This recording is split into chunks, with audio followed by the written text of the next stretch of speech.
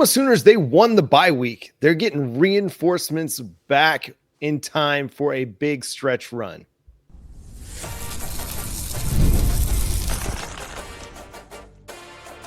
You are Locked On Sooners, your daily podcast on the Oklahoma Sooners. Part of the Locked On Podcast Network, your team every day.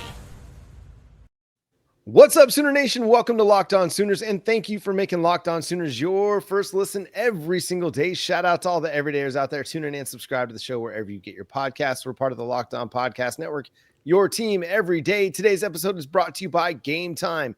Download the Game Time app, create an account, and use code LOCKEDONCollege for $20 off your first purchase over at Game Time. He's Jay Smith of Unfair Sports. I'm John Williams of Sooners Wire and USA Today Sports. On today's show, we're going to talk throwbacks and uniforms ahead of Oklahoma's matchup with Kent State. We got a 2027 four-star defensive back commitment.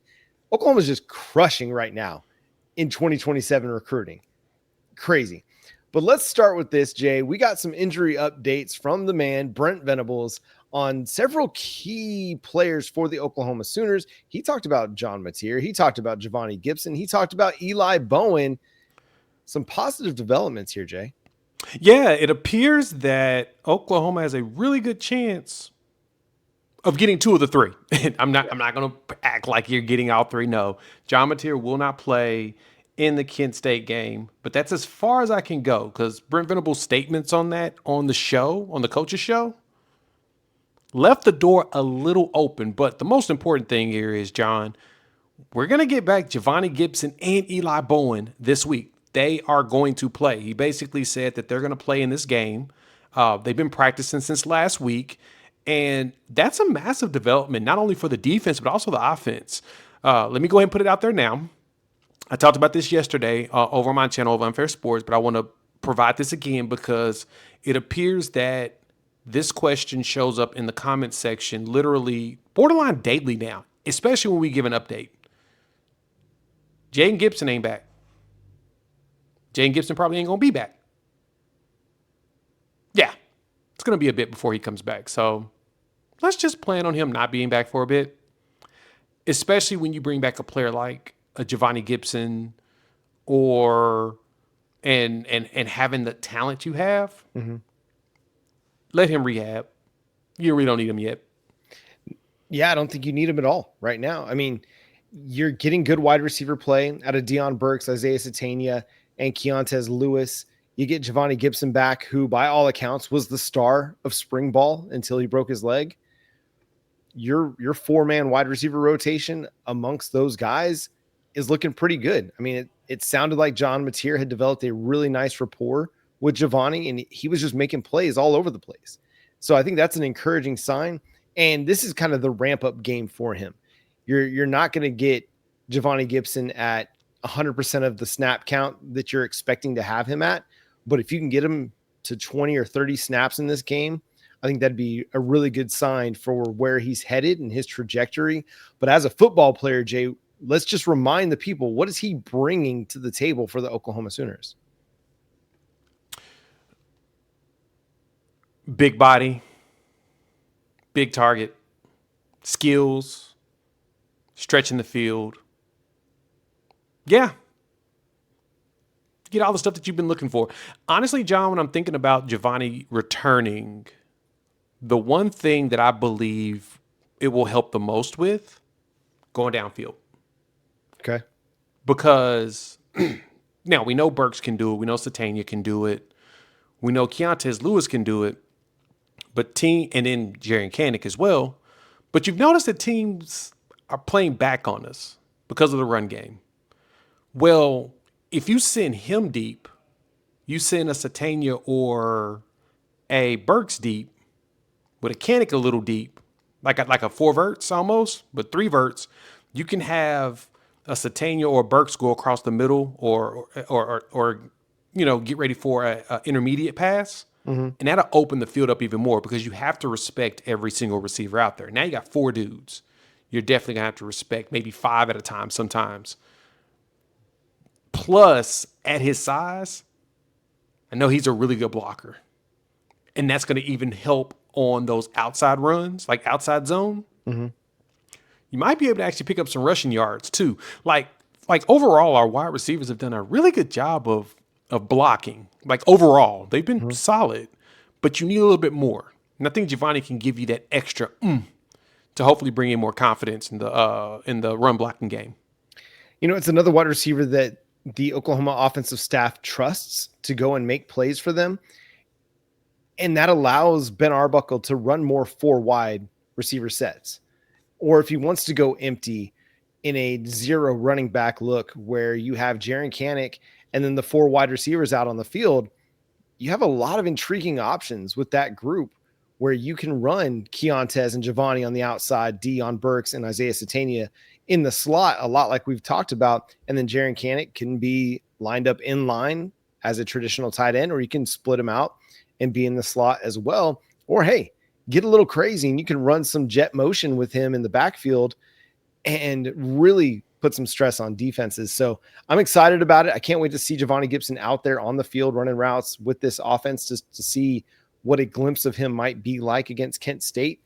But really, it's going to be against Texas that I think we'll see the full Javonnie Gibson experience. Yes. Let's talk Eli Bowen, though, because the cornerback group has been fairly good. You've had some up and down moments. You've had some moments where they've kind of bitten on some stuff and gotten beat deep, even if the quarterback wasn't able to connect with the wide receivers. What does Eli Bowen's presence in the cornerback rotation mean for the defense? Yeah, there's a lot of testing happening when it comes to what our corners are capable of. Like you see teams seeing what we have and they're saying, we're going to see what they're made of. And Auburn was smart about that, especially with Cortland Guillory and then with Devon Jordan. Double move, kick their tail, and that's fine. It happens. So to me, John, truly bringing Eli Bowen brings back that veteran presence, brings back a guy that doesn't bite really, that does a really good job of shadowing people. I mean, heck, he shadowed Ryan Williams like crazy. And that one catch that they called back on Ryan Williams that actually was a catch, it wasn't going to change the trajectory of the game, but that was a really hard catch. And so as long as you could make it difficult, I think you're in a good spot. And I think that's what Eli Bowen's going to bring is the capabilities of making things tough. Plus, again, Cortland Guillory is going to have someone to rotate with, be able to give him a breather. And you're confident with both going out there. And then Kendall Doby coming back, he's still battling injuries. He comes back healthy. Man, you're going to have a nice rotation of dudes with Gentry as well that you trust in just about every moment. And I love that. We need that. Because that was kind of the bigger concern is when you start going too deep in your depth, you're like, all right, not that they're not good, it's they need experience. Right. Cortland kind of showed you that. Like, you pick on the freshman. But as he gets more experience, teams ain't going to want to pick on him because he's going to know when not to bite. And I think Eli Bowen gives you another player that if you feel like you need to give Cortland a break because it looks like he's biting a little too much, he can watch, prepare himself, and go back in. And I love the fact that the depth now is back because it feels like, knock on wood, we're getting a little bit more healthier as the season progresses. Yeah. Having Eli Bowen back in the cornerback rotation, I think is huge. It just provides another playmaker on the outside. I mean, that's a dude that's going to battle for balls and he's going to go make some contested plays. Is he going to get beat from time to time? Yeah, all cornerbacks get beat. That's just the way it goes. But having him back, allowing him to rotate in with either Gentry or Dolby or with Cortland Guillory on the other side, I think it's going to help Oklahoma's defense just to have another competitor out there on the defensive side of the ball. Now, Brent Venables was brief on John Mateer. He didn't provide any kind of timeline, but what he did say was that John's just pushing it. He's going to push himself to try and get back sooner rather than later. What that means exactly, we can only speculate. So we're not going to do that. I think he's not playing against Kent State. If by some miracle he was back for Texas, that would be amazing. I'm still kind of holding out South Carolina to Ole Miss range. John, get in the water, man. What are you doing? Come on now. You are supposed to be as delirious as I am when it comes to this conversation. What are you doing? Listen, it's the medical background, bro. I can't Delusion. ignore the science. Delusion. I can't ignore the doctor timetable. Delusion. But in Dr. Shin, I trust. So listen. Hey, if it he did happens, Kobe's. great. If it happens, great. If it doesn't, listen, I think Michael Hawkins Jr. is about to remind everybody why he was so highly thought of coming out of high school. I agree. So I agree with that. Going for us. Speaking of another highly thought of prospect coming out of high school, the Oklahoma Sooners picked up a big commitment in the 2027 recruiting class. We'll discuss that coming up next here on Locked On Sooners.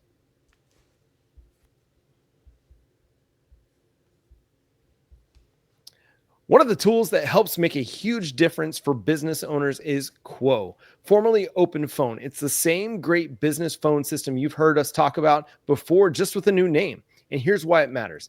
Every missed call is money left on the table. When every customer conversation counts, you need a phone system that keeps you connected 24/7. Quo is the #1 business phone system that streamlines customer communications. It works right through an app on your phone or computer, so no more carrying two phones or relying on a landline.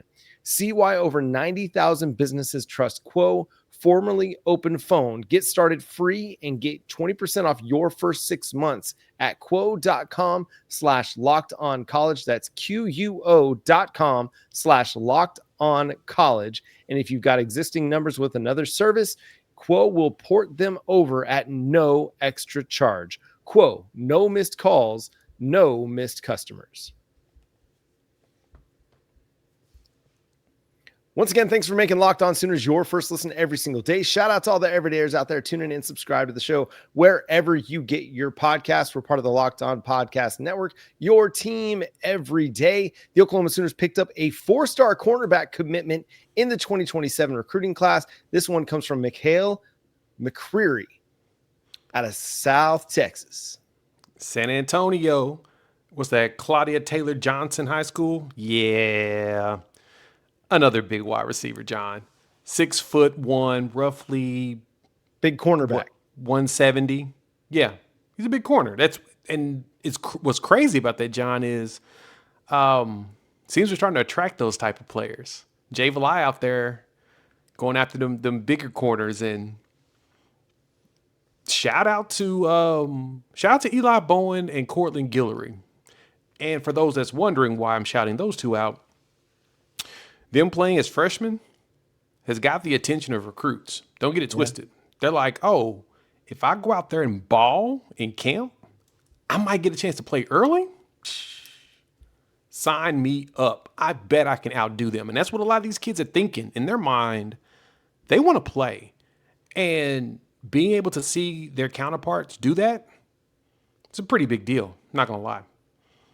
He's the 4th blue chip commitment that Oklahoma has gotten in the 2027 recruiting class, joining Cooper Hackett, Caden Penny, DeMar DeZern. Yeah. I could not remember how to pronounce that one. My apologies, DeMar.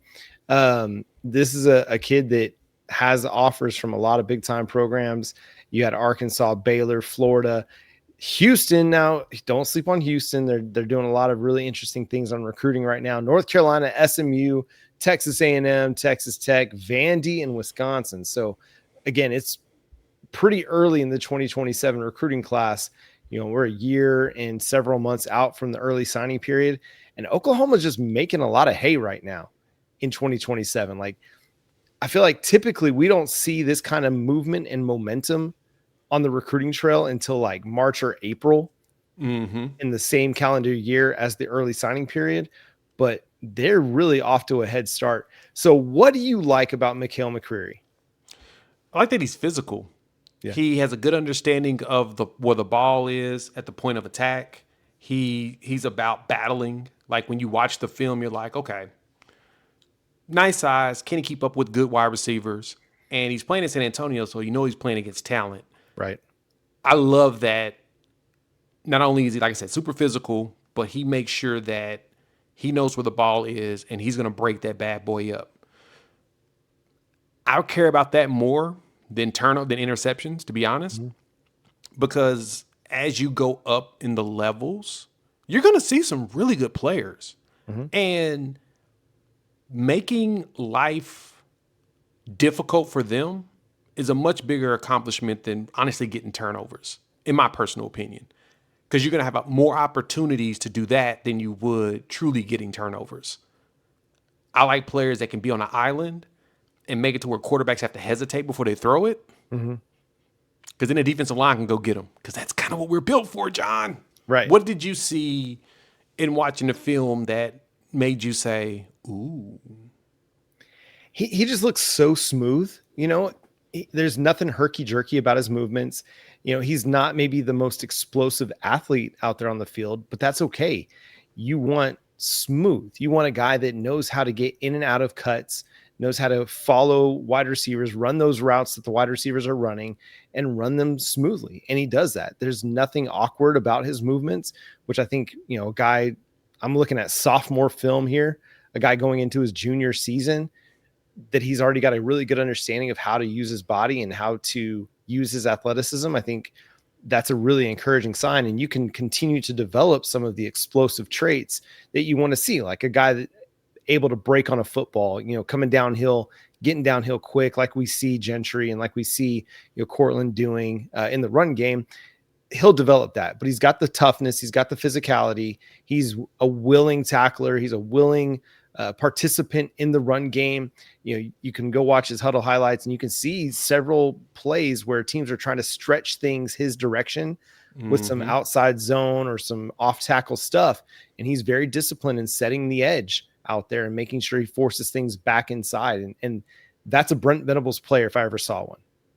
Yeah. Him being able to tackle is key. And I think that's the one thing I've appreciated about this staff is the goal has been to make sure at every level they can tackle before they can do anything else.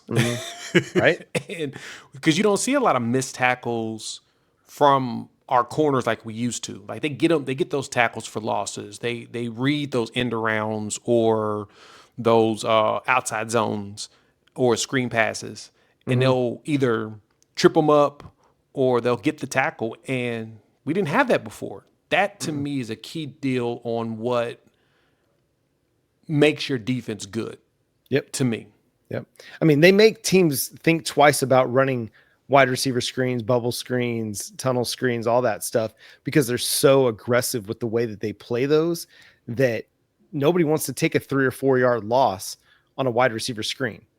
Like they'd rather just hand the ball off and take their chances, getting 1 or 2 going up the middle. But because Oklahoma's defense has been so good attacking ball carriers on the outside, man, it's something to behold. And I think Mikhail McCreary does the same thing. He's a very willing player in the run game. Again, just a sophomore, and you look at him and you're like, he's ready, man. He's playing against juniors and seniors and he's holding up. He's not being out physical. He's not being out muscled. So it's a big pickup for Javonnie for this defensive staff.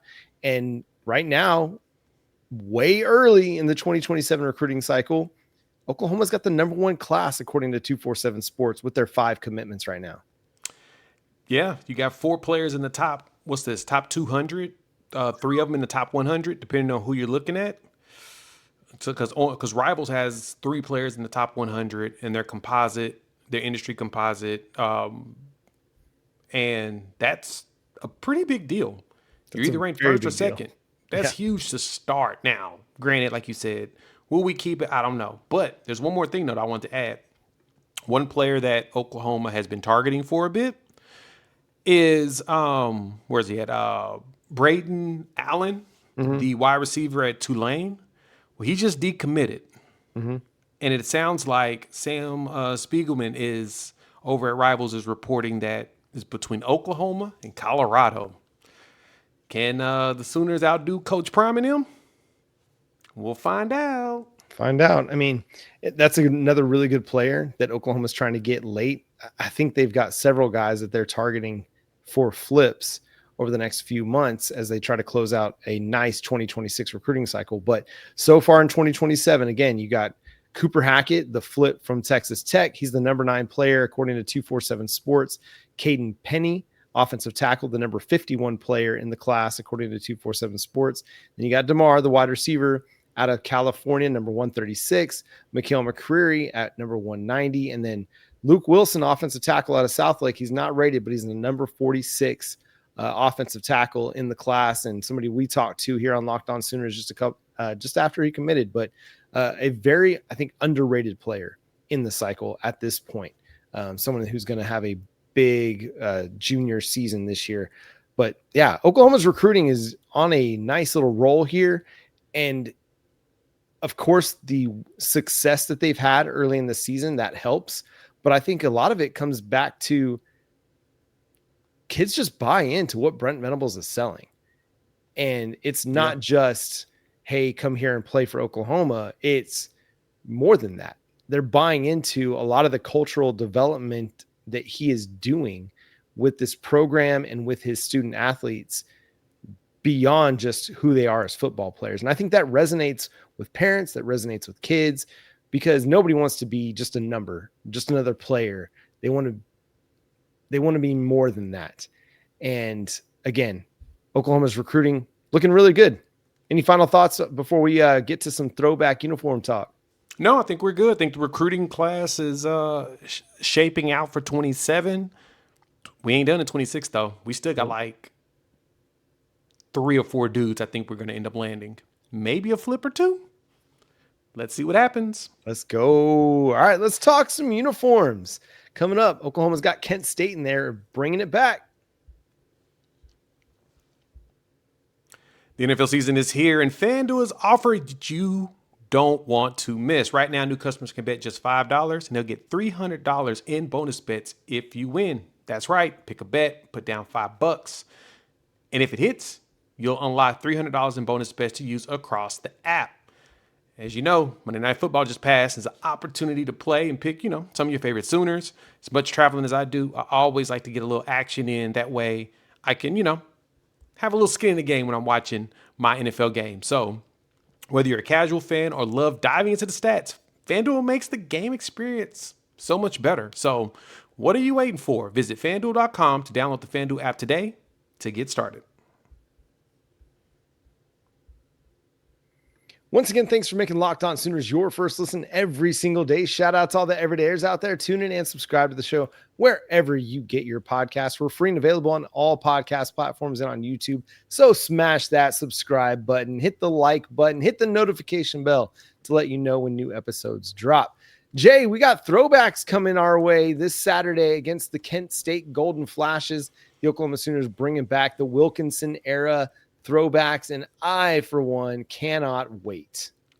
Yeah, those are the ones that we wore. Was it Houston? Yep. Houston. It was Houston last year we wore those. Yeah, I really like those. Love those. Were probably my favorite ones that we brought in a while. I still want that white helmet with the white jersey. Please. That would be nice. That's all I ask. Just once. One day. Icy white head to toe. That would be dope. Yeah. It'd be fantastic.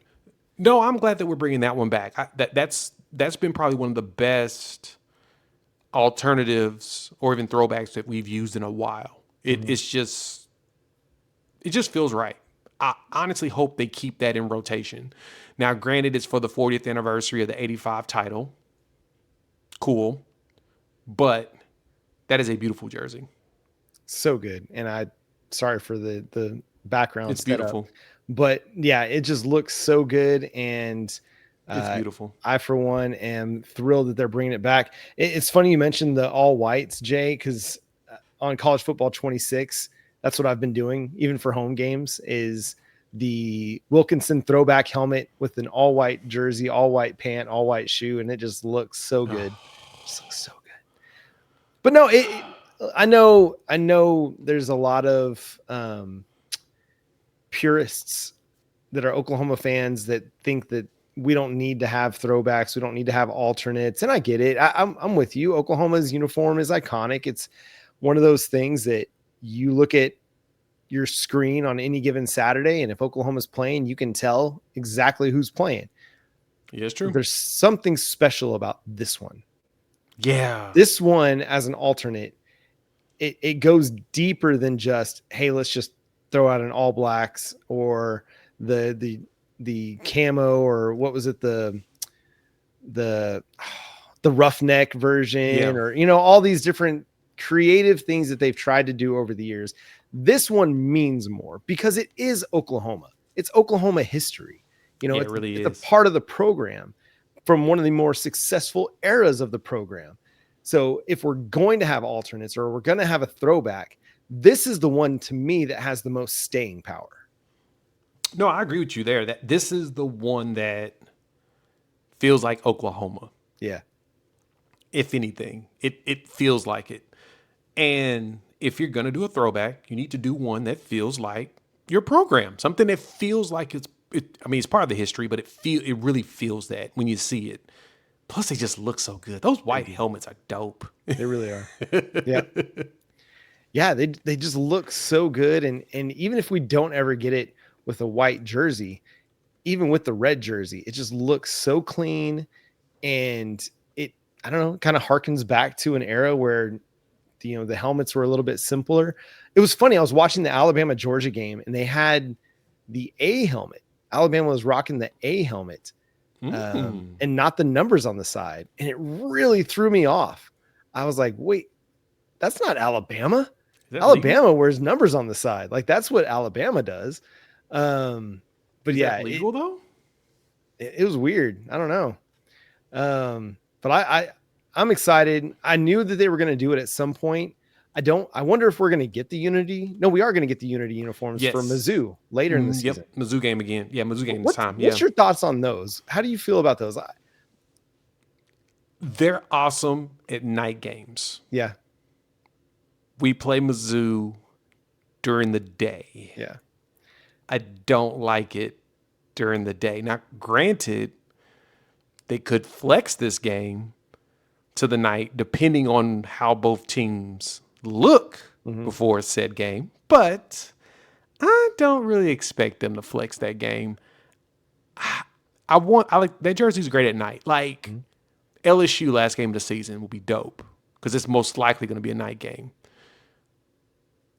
Not Missouri at potentially 11 o'clock in the morning or 2:30. Yeah. It just doesn't look as good in the daylight. It looks better in a night environment to me. Yeah. If you want evidence of this, go to 2022 versus Kansas. That was a daytime game.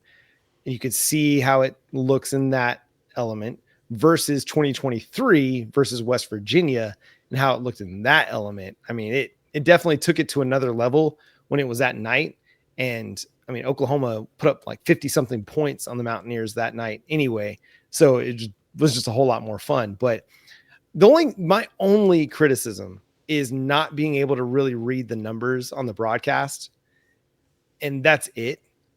I like the uniform motif in and of itself.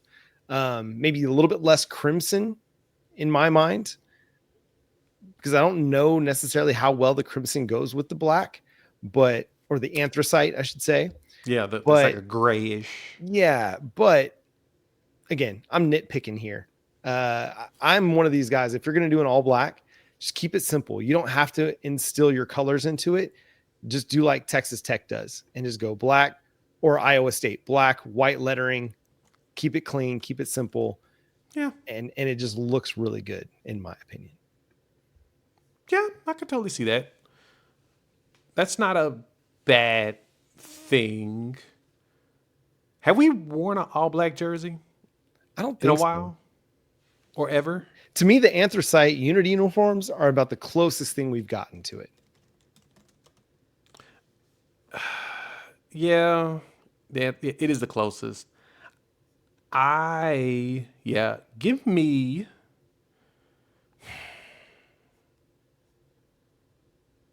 I don't know how I feel about Oklahoma in a black jersey though. I feel like the crimson would not pop well enough in all black, but it would look amazing in all white. Yes. No, it does. Like the color's too dark. Yeah, like even the helmet that we're getting from the Wilkinson era throwbacks, it just looks really good. It does. You know? And I would like to see them go with a whiteout uniform for maybe the LSU game or even Ole Miss. Like tell Ole Miss, hey, you want to wear your powder blues and come to Norman? please do. We'll wear our away uniforms and we'll go icy whites, or with LSU, you want to wear your yellows on top of purple? Go ahead. We'll wear our icy whites, and that'd be great. That would be cool.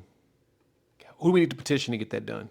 I think we just got to talk to Joe Castiglione or Joseph Harraz, and then they got to ask. Apparently, the visiting team gets to kind of have a say in what the home team is wearing a little bit. I don't know. But I'd be about that. Just kind of let some of these other, like when you go to Michigan next year and you're going to get to wear your whites against their maize blue, that's going to look really good. That's true. Got me thinking.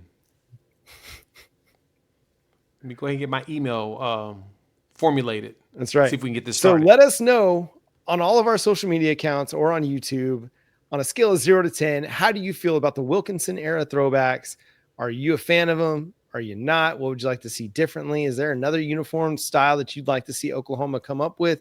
Do you just think that they need to wear their simple homes and aways? Let us know in the comment section that you're boring. No, I'm just kidding. You're not boring.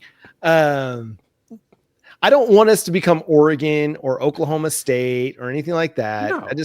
It's fun to have a good alternate, and I think the Wilkinson era alternate is perfect. See, that's the thing. We're Jordan Brand. So with Jordan Brand comes with standard traditions, and focus on that with an occasional flair piece. Yeah. Nothing wrong with an occasional piece of flair. No, there's not too much flair like an Office Space. And that's going to do it for today's episode of Locked On Sooners. Thanks so much for tuning in and being a part of the show. Subscribe to the show wherever you get your podcasts. We're free and available on all podcast platforms and on YouTube. So hit that subscribe button, hit that notification bell to let you know when new episodes drop. Follow Jay at Unfair Sports. Go check out his channel for more Oklahoma and college football coverage over at Unfair Sports. You can follow me at John 9 Williams and read my work covering the Sooners at SoonersWire.com. You can follow the show on all of your favorite social media platforms at Locked On Sooners. But until next time, he's Jay Smith. I'm John Williams. We'll talk to you then. Boomer Sooner.